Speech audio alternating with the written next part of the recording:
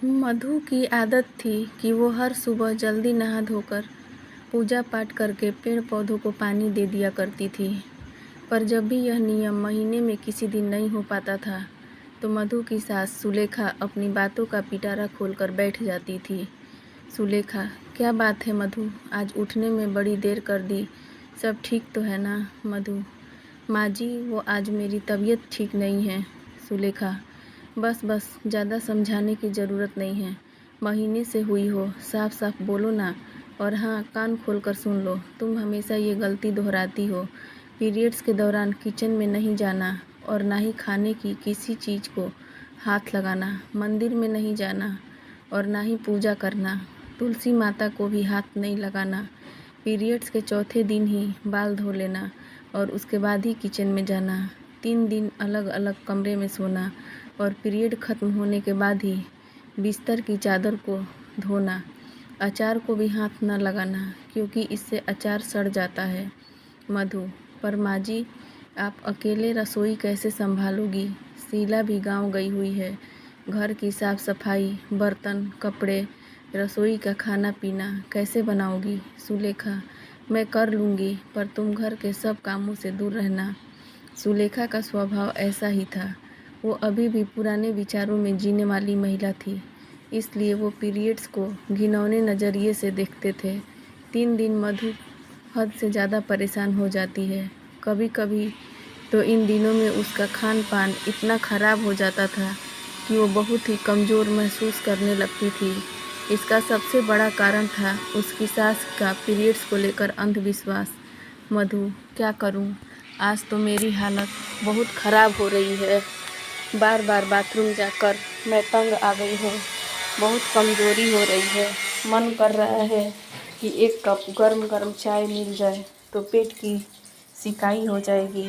पर माँ जी तो मंदिर गई हैं। दर्द सहन नहीं हो रहा, मुझे मजबूरी में चाय बनानी होगी। मधु की तबीयत बहुत ख़राब हो रही थी, इसलिए वो मजबूरीवश अपने लिए रसोई में थोड़ी सी चाय बनाने के लिए जाती है। तभी सुलेखा आ जाती है। वो इतनी तेज़ गुस्से में चिल्लाती है कि भरी हुई चाय की प्याली मधु के हाथ से छूट जाती है। सुलेखा, हे भगवान, मेरी रसोई अपवित्र कर दी। मैंने कहा था ना, महीने से हो रही हो, रसोई के भीतर नहीं जाना। मधु, माँ जी, वो मेरे पेट में बहुत दर्द हो रहा था। आज दूसरा दिन है तो तबीयत ज़्यादा ख़राब है, सोचा चाय से थोड़ी राहत मिले। आप थी नहीं तो। मधु अपने पेट को पकड़े खड़ी थी। घबराहट में उसकी तबीयत बिगड़ गई और वह दौड़ती हुई कमरे में गई। सुलेखा, अरे कहाँ जा रही है? अब सारी रसोई को गंगा जल से धोना पड़ेगा। पता नहीं है आजकल की बहुएं भी ना, अपने समय में महीने से होते थे।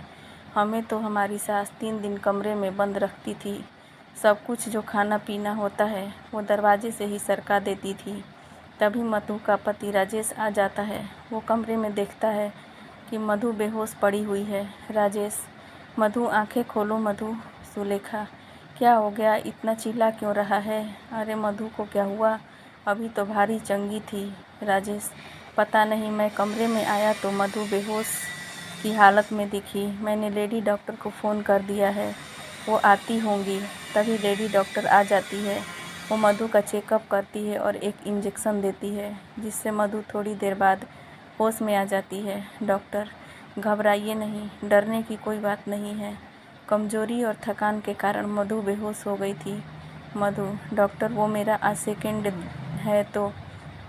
डॉक्टर, ओके मधु, तुमने सुबह से क्या खाया है?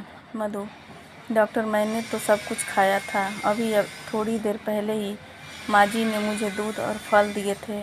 Doctor, okay, good. जब इतनी अच्छी सासू माँ है फिर तो तुम बहुत किस्मत वाली हो, वरना मैंने तो बहुत घरों में देखा है कि आज भी पुरानी रीति रिवाज निभाए जाते हैं। बहुत सी पुरानी औरतें अपनी बहू को इन दिनों में रसोई में जाने ही नहीं देती। लेडी डॉक्टर जो बातें कह रही थी उसे सुनकर सुलेखा अपने आप पर बहुत शर्मिंदा थी। मधु ने उसके बारे में झूठ क्यों बोला था, जबकि मधु ने कोई दूध फल नहीं लिए थे। डॉक्टर, राजेश जी, एक बार मधु जब ठीक हो जाए तो क्लिनिक ले आइएगा। मैं मधु का हीमोग्लोबिन टेस्ट करूँगी। बाकी मधु, तुम अपनी डाइट का ख्याल रखा करो। हरी सब्जियाँ, ड्राई फ्रूट्स और बाकी सब तुम्हें खाना है। तुम्हारी सास भी बहुत अच्छी है। सुलेखा, आप चिंता मत कीजिए डॉक्टर साहिबा, मैं अपनी बहू का पूरा ख्याल रखूंगी। डॉक्टर के जाने के बाद सुलेखा मधु के साथ बहुत प्यार से बर्ताव करती है। रात तक मधु की तबीयत में सुधार आ जाता है। सुलेखा, मधु बहू, ये टिंडे का मसाला जैसा तुम बनाती हो वैसा मुझे बनाना नहीं आता, ज़रा रसोई में तो आना। मधु, पर माँ जी मैं। सुलेखा, हाँ बेटा, देखो मैंने प्याज भूनने रख दी है, बाकी टिंडों में मसाला तुम अपने हिसाब से भर दो। मधु झट से सुलेखा के गले लग जाती है और रो पड़ती है। मधु, आई लव यू माँ जी।